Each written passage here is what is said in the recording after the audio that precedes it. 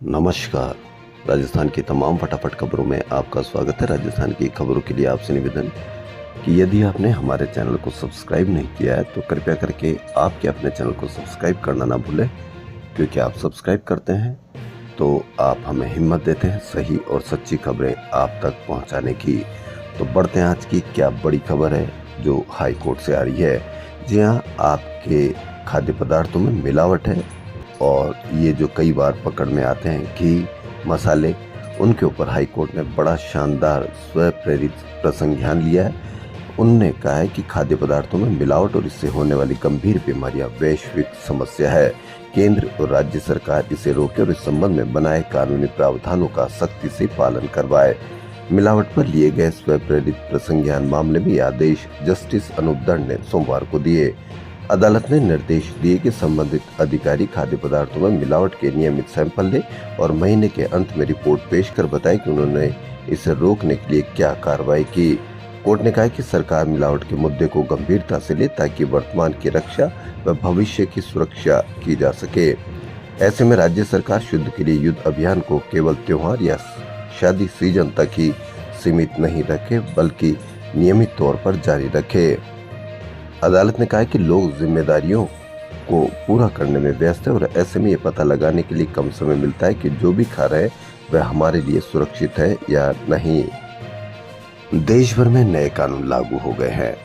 देश भर में लागू हुए नए कानून के तहत यदि आप कुछ समझ में नहीं आ रहे हैं या आपको समझ में नहीं आ रहा है तो मुकदमा दर्ज करने और अनुसंधान में सहयोग करने के लिए कमिश्नरेट में 24x7 7 दिनों के लिए हेल्प डेस्क बनाइए। इस संबंध में एडिशनल कमिश्नर कैलाश बिश्नोई ने आदेश जारी कर additional DCP Vinod Kumar cepa के नेतृत्व में एक बेंच बनाई है, एक हेल्प डेस्क बनाई है।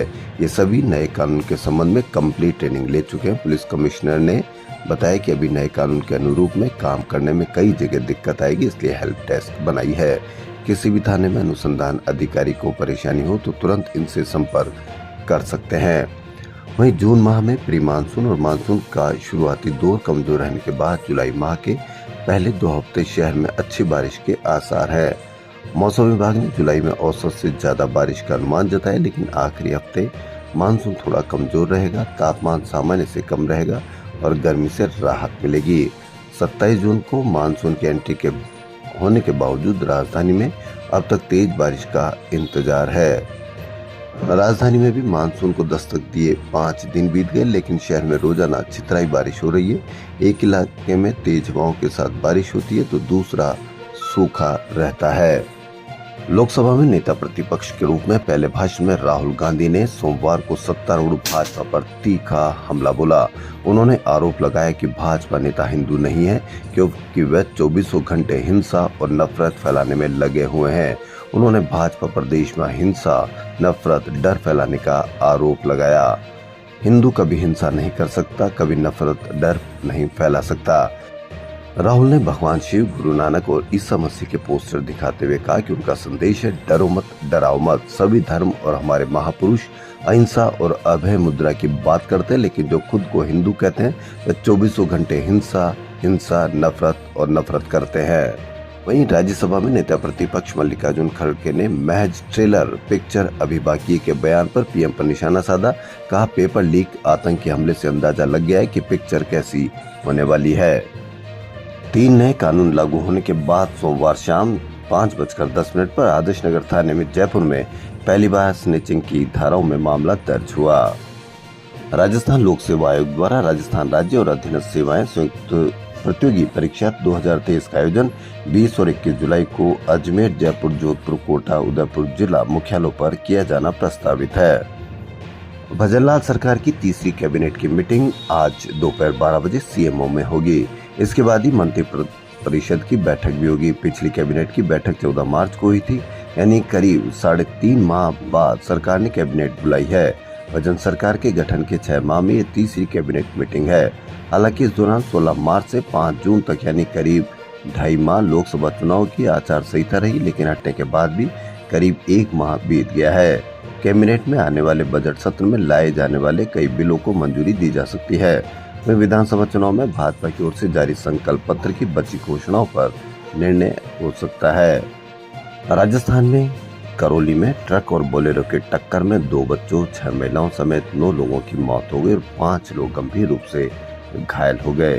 हादसा ओवरटेक करने के दौरान हुई। ओवरटेक करने से पहले आप 100 बार सोचें कि कितनी स्पीड आपको रखनी है। कहीं आप अपने परिवार को जोखिम में तो नहीं डाल रहे हैं।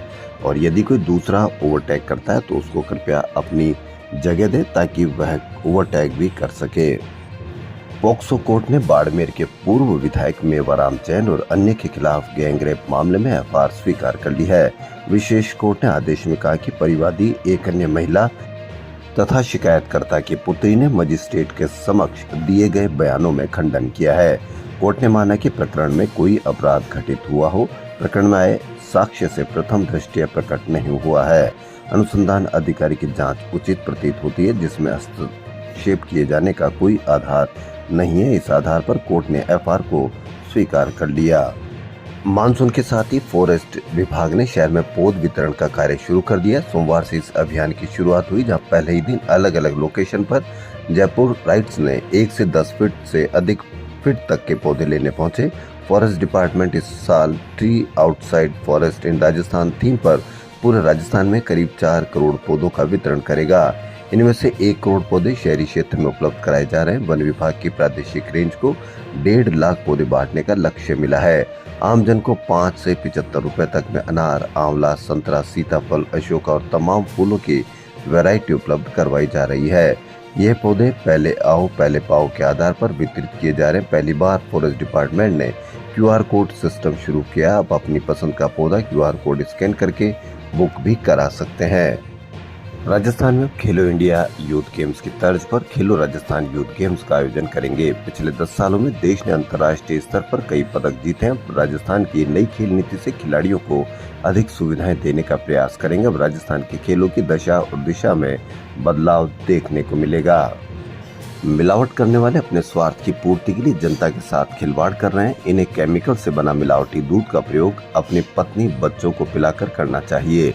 मिलावटी दूध कितना घातक है, इसलिए मैं डेयरी अधिकारियों से कहना चाहूंगा कि मिलावटखोरों को बिल्कुल भी बख्शा नहीं जाए, सख्त से सख्त कार्रवाई की जाए। ये कहना है गोपालन और डेयरी मंत्री जोराराम कुमावत का।